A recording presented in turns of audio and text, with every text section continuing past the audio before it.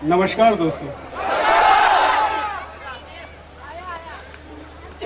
आवाज का जोश बताता है कि अनारकली के अंदर मोटिवेशन ज्यादा है। हमें तो लगता है ट्रेनिंग प्लान अनारकली से करवाना चाहिए। जिस हिसाब से यहां आप लोग इकट्ठे होकर अपना जोश दिखाते हैं ना यार, उसका 10% भी ट्रेनिंग प्लान में मिल जाए तो चड्डे फट्टे हो जाए। बात करूं अनारकली से, देखो अब आवाजों की संख्या बढ़ गई है ना। लीडर्स की स्पीच में इतना नहीं उछलते जितना तो अनारकली डिस्को जाती है। जबकि अनारकली पैसे लेती है लेकिन लीडर्स पैसे कमाना सिखाते हैं।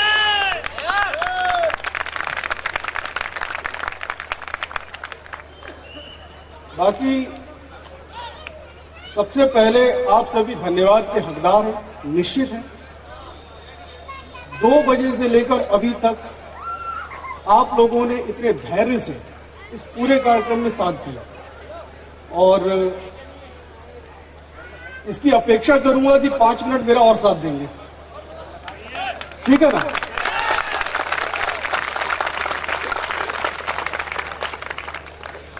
यहां दूर दूर शहरों से लोग एक उम्मीद लेकर आते हैं कि यार शो में ना कुछ देखने मिलेगा, कुछ चीज है जो शायद हमारी दिशा और दशा दोनों को बदल देगी। इस आशा के साथ जगह जगह से लोग यहां पर इकट्ठे होते हैं और हमारा पूरा प्रयास होता है उन्हें किसी भी तरह वो चीज दिखाने या बताने का कि देखिए आप बिल्कुल सही जगह पर हैं, सही लीडर के साथ हैं, सही प्लेटफॉर्म पर हैं।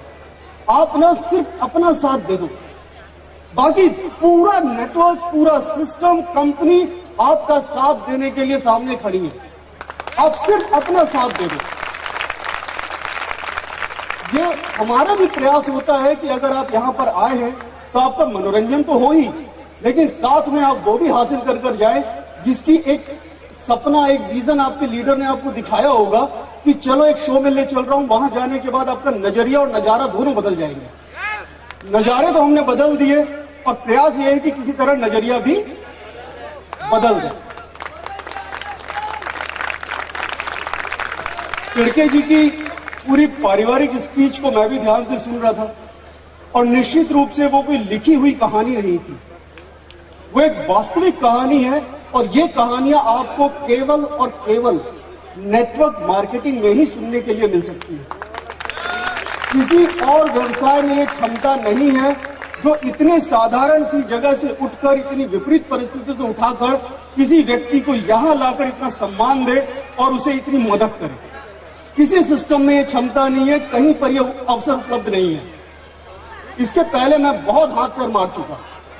26 साल अपनी जिंदगी के मैंने एजुकेशन इकट्ठी करने में लगाए, क्योंकि मेरे फादर भी हाईली एजुकेटेड हैं, उन्होंने भी एक अच्छी जॉब की हुई है और जनरल मैनेजर की पोस्ट से रिटायर हुए। तो डेफिनेटली हर पढ़ा लिखा बाप अपने बच्चे को पढ़ाना चाहता है। डंडा लेके पढ़ना जिसे बोलते हैं ना, पीछे पढ़ना, पढ़ के उन्होंने जैसे तैसे करके ICWCA करवाई दिया। लेकिन जैसा कि आनंद जी या सोनी जी बता रहे थे कि इंजीनियर की क्या औकात होती है, 32,000, वैसे ही हमारी भी क्या औकात थी, एक नौकरी लगी, छोटी मोटी सैलरी, उससे ज्यादा कुछ नहीं। 26 साल मैंने अपनी जिंदगी के जिस चीज में खर्च किए उस चीज से मुझे महीने के 20,000 से ज्यादा नहीं मिल रहे थे। इस बिजनेस में मैंने अभी तक सिर्फ 7 साल खर्च किए, केवल 7 साल, और नेटवर्क 1,35,000 का हो चुका है और 2.5 करोड़ अंदर हो चुके हैं। आप बताइए ये एजुकेशन सही है या वो एजुकेशन सही है? और कौन सी एजुकेशन है जो आपको पैसे कमाने के अलावा कोई और फायदा देती है? एक इंजीनियर सिर्फ नौकरी करने के लिए इंजीनियर बनता है? एक डॉक्टर ऑपरेशन करके पैसे कमाने के लिए डॉक्टर बनता है? कौन सा डॉक्टर है जो मुफ्त में आपका इलाज करता है? सारी एजुकेशन सिस्टम आपको पैसे कमाने के लिए ट्रेंड करती है, लेकिन उस एजुकेशन सिस्टम में आप अपनी जिंदगी का आधा हिस्सा बिताते हैं और उसके बावजूद भी मनवांछित सफलता नहीं ले पाते हैं। जबकि इस बिजनेस में अगर आप आते हैं और ईमानदारी से अपना हिस्सा देते हैं, अपने एफर्ट्स देते हैं, तो 7 साल में जो मेरे साथ हुआ वो आपके साथ भी हो सकता है। आज कई लोग ऐसे भी होंगे जिनकी शायद 2 डायरेक्ट सेल भी ना हुई हो, एक छोटा सा नेटवर्क हो, 8-10 का नेटवर्क हो। पहले साल में मेरी स्थिति भी बिल्कुल आपकी जैसी थी। पहला डीडी लेने में तो 4 महीने लग गए थे। 4 महीने मतलब इतना थर्ड क्लास प्लान सुनाता था कि बंदा डीडी देने के लिए तैयार नहीं। पहला डीडी मिला किसी तरह मर खप के 4 महीने बाद। लेकिन आज 7 साल में बता रहा हूं, मैं 7 बार डायमंड बन चुका हूं। समझ रहे ना, एक डायमंड 10,000 का होता है, तो मैं 7 बार 10-10 हजार चलेगा। ये बात सही है कि शुरुआत बड़ी धीमी लगती है। ये बात 100% सही है कि शुरुआत बड़ी धीमी लगती है, जिसके लिए मैंने आपको बताया कि 4 महीने लगे ना एक डीडी लाने में। यार क्या फर्क पड़ता है, क्या फर्क पड़ता है। 7 साल बाद मेरे साथ 1,35,000 है, अब फर्क पड़ता है, अब बहुत बड़ा फर्क पड़ता है। आज हो सकता है फील्ड में आप जो है कड़े संघर्ष कर रहे हो, उन्हीं स्थितियों का सामना कर रहे हो जिनकी आपके लीडर से सामना किया है। कभी दिन अच्छे चलते हैं, कभी बुरे चलते हैं, कभी कुछ अच्छे लोग टकरा जाते हैं, कभी बुरे लोग टकरा जाते हैं, कभी ये बुरा दौर लंबा भी चल जाता है। यार 3 महीने हो गए यार, कमीशन नहीं आया। यार मैंने 50 लोगों को प्लान सुनाया, किसी ने डीडी नहीं दिया। चलता है, चलता है। अब एक डीडी लेने के लिए 50 लोगों को प्लान सुनाने के लिए तो बिजनेस में नहीं है। आप इस बिजनेस में है कि स्थायी नेटवर्क खड़ा करने के लिए, कि स्थायी आमदनी के लिए। जैसा कि बाकी लोग अपने परिवार या बच्चों के बारे में बात कर रहे थे कि आज उनके बच्चे रिटायर हो चुके हैं। आपको क्या लगता है, क्या मेरा बेटा रिटायर नहीं हो चुका? ये हम कितना भी बोल लें कि आपको इस बिजनेस से सबसे बड़ी चीज जो मिलने वाली है वो है टाइम फ्रीडम और मनी फ्रीडम। लेकिन ये शब्द ना आप समझ नहीं सकते। ये शब्द समझना लगभग असंभव होता है। ये शब्द तभी समझ में आते हैं जब आप इन्हें हासिल करते हैं। पिछले 4 साल से मैं छुट्टी पर हूं, लेकिन मेरे पैसे आने बंद नहीं होते। और मुझे यह भी पता है कि खुदा ना खास्ता अगर ऊपर वाले को मेरी याद भी आ जाए तो भी पैसा आना बंद नहीं होगा। ये बिजनेस जितने अचीवमेंट देता है ना, वो तो हमारी समझ के ही बाहर है। उसके बावजूद मैंने एक छोटा सा स्लोगन पढ़ा था कहीं पर कि किसी कंपनी में और किसी जॉब में कोई भविष्य नहीं होता। किसी कंपनी में, किसी जॉब में, किसी बिजनेस में कहीं कोई भविष्य नहीं होता। भविष्य हमेशा उसे करने वाले आदमी के भीतर छुपा होता है। वही फील्ड होती है, वही दशाएं होती हैं, वही शहर होता है, लेकिन उसी जगह पर एक आदमी सफल होकर निकलता है, दूसरा शिकायत करता हुआ निकलता है। क्या वो बिजनेस सफल या असफल था? क्या वो नौकरी सफल या असफल थी? क्या वो अपॉर्चुनिटी सफल या असफल थी? सफल या असफल कौन होता है? वो हम खुद। लोग जब कहते हैं ना आपकी कंपनी चलेगी कि नहीं चलेगी, मैं उससे ये पूछता हूं कि आप क्या चाहते हो। अगर आप चाहते हो कि नहीं चलेगी तो आपके लिए नहीं चलेगी, लेकिन मैं चाहता हूं कि ये चलेगी तो मैं इसे चलाता रहूंगा। यार कोई भी कंपनी बंद कब होती है? जब उसकी सेल होनी बंद हो जाए, उसका बिजनेस होना बंद हो जाए। मैं अपनी कंपनी की सेल क्यों बंद करूं अगर मुझे पैसे मिलते हैं तो? और अगर मैं बंद नहीं करूंगा तो कंपनी क्यों बंद होगी? बड़े विचित्र सवाल होते हैं। कंपनी भाग जाएगी। यार कंपनी कोई आदमी है क्या? पेड़ के पीछे जाके छुप जाएगी? कहां भाग जाएगी? अगर ये इलीगल होती तो इसका तो रजिस्ट्रेशन ही नहीं होता ना। चला रजिस्ट्रेशन हुआ है, बड़ी बड़ी कंपनी ने पार्टनरशिप जोड़ी है, अब ये भाग के कहां जाएगी? ऊपर से यहां आके टेस्टिमनी भी दिए, मैंने भी दिया, 2.5 करोड़ कमाया है। ये 2.5 करोड़ कमाने के लिए किया क्या? जैसे आपने एक प्रोडक्ट लिया, मैंने भी एक प्रोडक्ट लिया, और कोई भी प्रोडक्ट मेरा 2.5 करोड़ का तो है नहीं। तो कंपनी भाग के करेगी क्या? भागना होता तो मैंने जब पैसे दिए थे तो बिना प्रोडक्ट दिए भाग जाती। अब तो उल्टा है। मुझे ये लग रहा है कि जिस हफ्ते में 2 लाख नहीं कमाया, उस हफ्ते मेरा पैसा डूब गया। अब उल्टी कहानी चल रही है। अब कंपनी के भागने से ज्यादा मुझे ये पड़ी है कि कंपनी से 1 करोड़ 4 लाख साल का कमाया जा सकता है, वो मुझे कमाना है। अब मुझे अपनी पड़ी है। हो सकता है, जैसे उदाहरण से समझा रहा हूं, आपके दौड़ने की क्षमता कम हो सकती है। आप 20 किलोमीटर की स्पीड से दौड़ सकते हैं, 10 किलोमीटर की स्पीड से दौड़ सकते हैं, लेकिन आपके पीछे कुत्ता लग जाए तो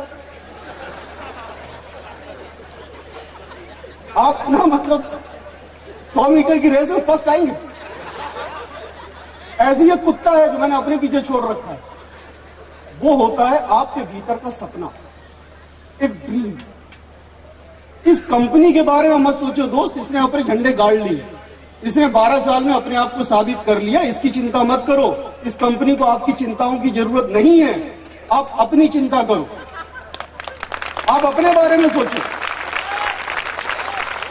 बड़ा ताज्जुब होता है, कंपनी के बारे में सोच रहे हैं, अरे यार अब क्या सोचना कंपनी के बारे में, बड़ा आश्चर्य लगता है।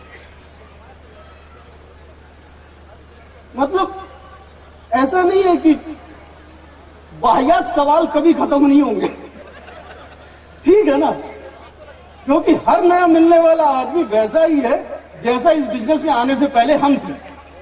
हमने भी खूब वाहियात सवाल किए थे, आज लोग हमसे करते तो चिड़चिड़ाने लगते।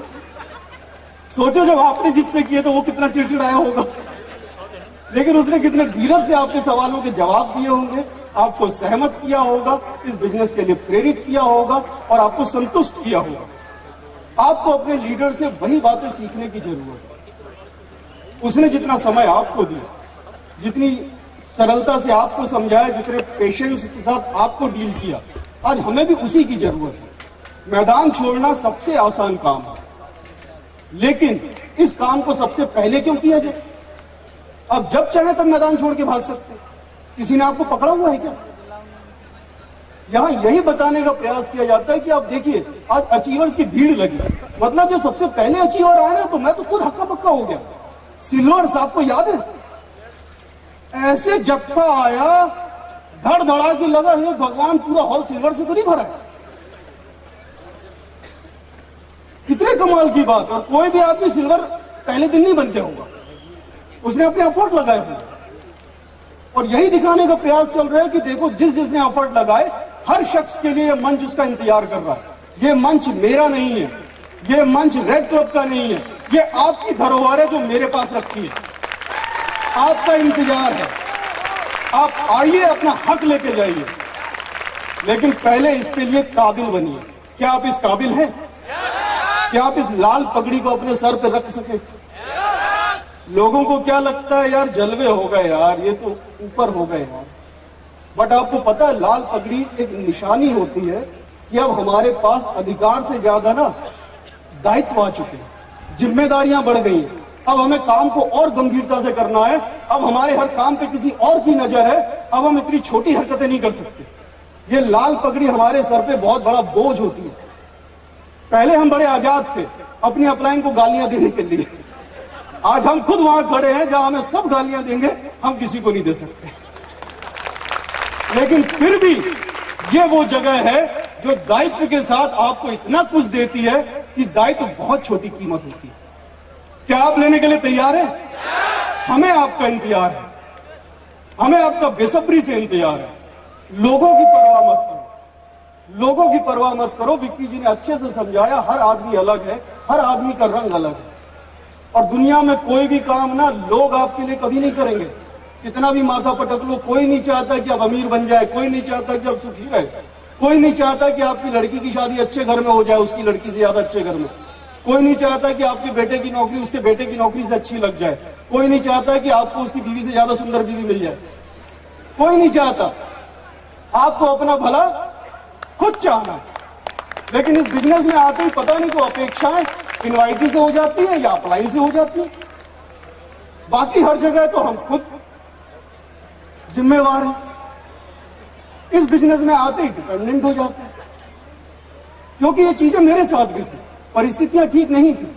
लेकिन बताया ना, एक कुत्ता पीछे छोड़ रखा था, एक विश्वास था कि यार पढ़ लिख के बेवकूफी भरी जिंदगी नहीं बिताना। कारण क्या है कि मैंने ना एक स्टेटमेंट पढ़ा था, बड़ा अच्छा था। एक ह्यूमन बॉडी को अगर आप काट दें और उसे टुकड़े टुकड़े में बेचें, तो आप सोच सकते हैं ह्यूमन बॉडी की कीमत कितनी है। आप अपना गुर्दा निकाल के बेच दें, किडनी निकाल के बेच दें, दिल निकाल के बेच दें, फेफड़ा निकाल के बेच दें, अपने हाथ पांव बेच दें, कितने का बिकेगा? आइडिया है आपको? इसकी एक कीमत आई थी मेडिकल रिपोर्ट में, 1 अरब 76 लाख। और इस 1,76,00,000 के शरीर के साथ जब आप 10,000 या 20,000 की नौकरी करते हैं तो आप क्या कर रहे होते? जिस दिन खुद की कीमत समझ में आई ना, तो ये लगा कि बहुत सही जगह यूटिलाइज करूं। हर आदमी अपने पैसे को, अपने साधन को अच्छी जगह लगाना चाहता है, ये मेरी भी समझ में आ गया। इतना कीमती शरीर लेके चिल्लर के भाव काम करना और चिल्लर के भाव जिंदगी जीना लानत है। अगर लानत नहीं भी होती, अगर आपके पास अवसर नहीं होते, अवसर है और फिर भी ऐसा कर रहे हो, तब तो लानत